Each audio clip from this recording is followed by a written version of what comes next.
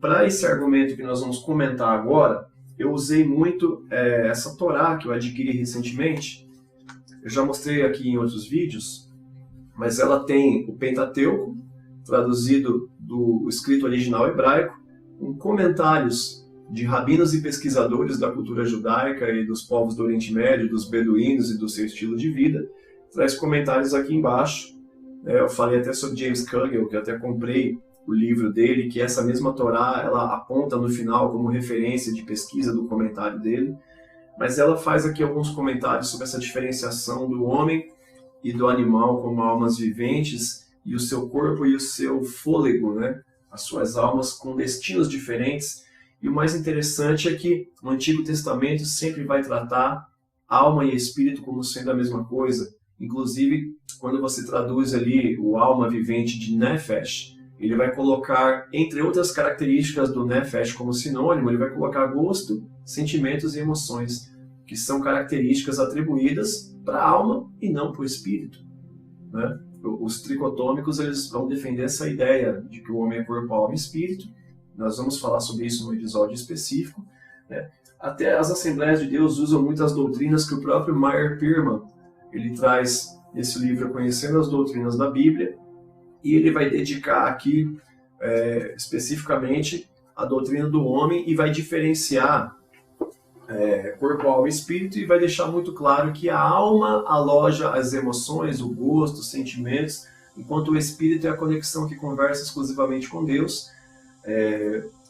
Majoritariamente nas Assembleias de Deus e nos segmentos pentecostais, curso de teologia, curso de formação para obreiro, enfim, vai defender essa questão também. Nós vamos falar especificamente sobre isso, mas aqui no Antigo Testamento nós temos indícios, temos textos e temos crenças embasadas com referências cruzadas, que o homem considera que a alma e o espírito são a mesma coisa. A diferença é que o espírito fundamentalmente é a composição unitária do homem e que o animal já não tem, porque o espírito é formado, conforme nós lemos em Zacarias, o espírito Deus forma dentro do homem quando o corpo físico recebe o fôlego de Deus e não o fôlego do habitat como os animais, tá? Então veja aqui, por exemplo, nós acabamos de falar sobre Salomão trazendo várias semelhanças do homem com o animal. Ele vinha num contexto falando sobre a vaidade da vida, sobre a vaidade das obras que se faz nessa vida, né, e que o destino final dos homens e dos animais é o mesmo, fisicamente falando. E olha só que faz todo sentido o que Salomão está dizendo, né? Se você levar em consideração a crença judaica, né, do ponto de vista daquele que acompanha o ciclo de vida, é sabido que os homens ali, né, antes do dilúvio, viveram muitos e muitos anos. Você vai ter homens ali vivendo ali mais de 9 séculos, né? E é um período suficientemente grande para se observar o ciclo das vidas, né, os ciclos da vida do homem, do animal, da planta, para poder se chegar a conclusões. E essa majoritariamente era a crença pré-diluviana, tá? E essa crença acabou ficando no judaísmo porque você tem uma família pré-diluviana e pós-diluviana, que é a família de Noé, das quais receberam ensinamentos pré-diluvianos e passaram para gerações à frente ensinamentos pós-diluvianos. Tá? Então eles preservam, eles são um elo entre esses dois períodos com esse mesmo tipo de crença. Quando Salomão faz questão de deixar claro que a alma dos homens e dos animais ela é compatível, ela é semelhante, pensando especificamente na parte física, e como alma vivente, faz sentido, e tanto elas eram compatíveis, né, o homem e o animal como almas viventes, tanto eles são compatíveis, que, por exemplo, em substituição ou em expiação pelo pecado, sacrificava-se um animal para que o sangue desse animal fosse suficientemente compatível para ser derramado no lugar do sangue de um homem.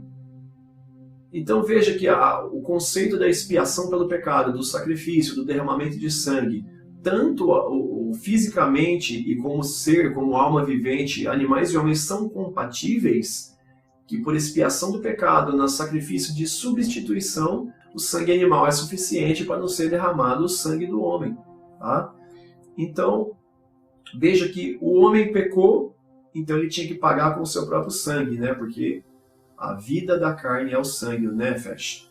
Mas para que não houvesse ali o homicídio pela lei moral de Deus, era derramado o sangue de um animal puro e perfeito, porque o sangue em substituição era compatível.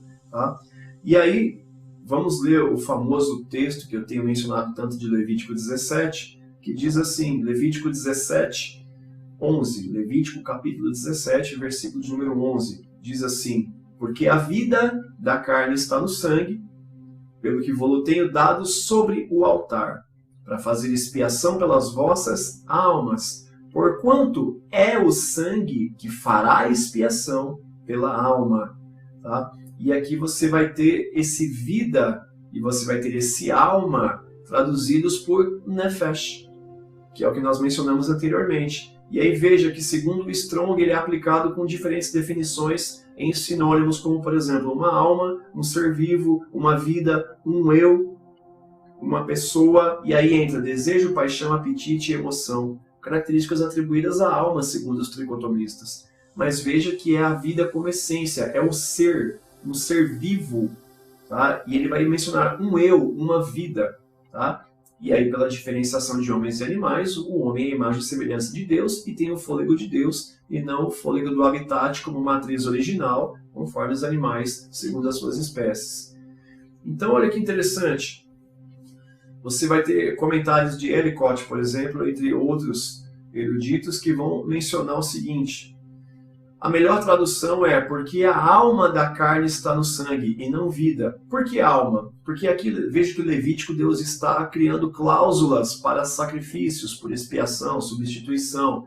E aqui especificamente no Levítico 17, Deus está repreendendo, censurando, exortando. Deus está dando uma ordem de que o ser humano não pode comer carne, principalmente humana, e nem de animal se contiver o seu sangue nessa carne. Tá? Depois nós vamos falar mais para frente em outros episódios que tem influência das culturas, mas aqui é um povo que tinha acabado de sair do Egito. E o Egito, entre os seus sacerdotes e alguns faraós que praticavam o que os seus sacerdotes orientavam, tinham uma cultura muito forte de que quando você bebe do sangue ou come da carne de alguém morto, seja ancestral, seja antecessor imediato, como pai, avô, ou na guerra, um inimigo poderoso, um grande general, você bebendo do sangue ou comendo da carne dele, você traz para si os seus atributos, a sua energia vital. Então, nesse caso especificamente de Levítico 17, o que está sendo tratado é a proibição de comer carne humana ou beber sangue, seja de homem ou de animal, para poder trazer para si a energia vital daquele ser que foi morto ali. Então, esse é o contexto.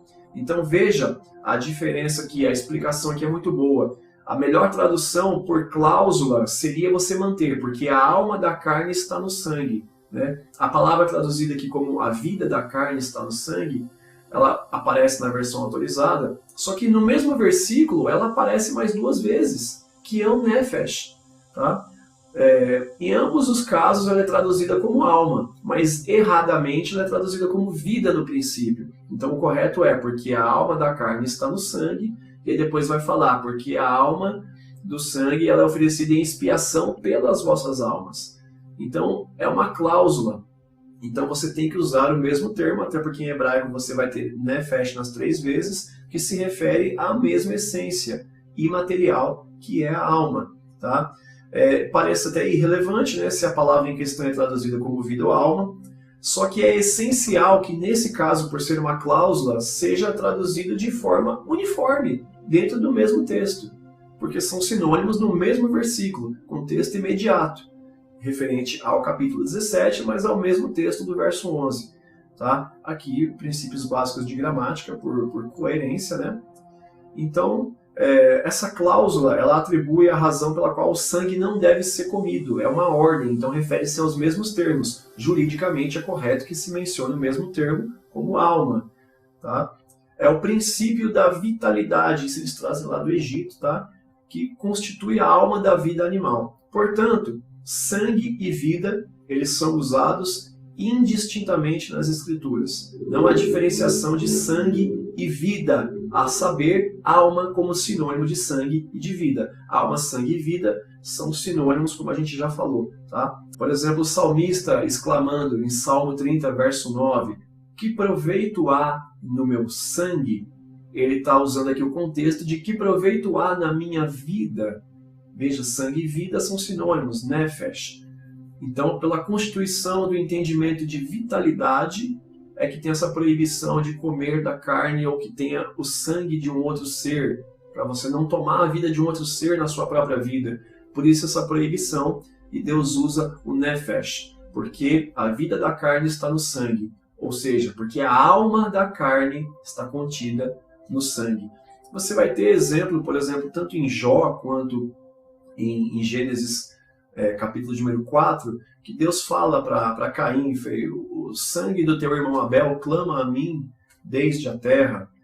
A vida dele que foi tirada reclama a Deus. É a mesma figura de linguagem que vai aparecer em Apocalipse, na abertura do selo, que as almas debaixo do altar clamavam, debaixo do altar onde era depositado o sangue, segundo esse versículo. Então, o sinônimo aqui, alma lá, é o mesmo conceito do sangue, porque é a mesma figura de linguagem do altar do sacrifício, onde era depositado o sangue do inocente que foi morto pela expiação do pecado de um homem, e está clamando por justiça, que é a mesma figura de linguagem de Gênesis 4, que é a mesma figura de linguagem de Jó, não cubra a terra o meu sangue para que não calhe a minha voz, que é o mesmo termo que Paulo vai usar para dizer que o sangue de Jesus fala melhor do que o sangue de Abel pela expiação, da justiça de um inocente que foi morto. São as mesmas figuras de linguagem. Tá? Então aqui é uma semelhança essencial do homem com o animal no que diz respeito ao corpo físico e ao sangue. Por isso, a substituição do sacrifício na expiação pelo pecado.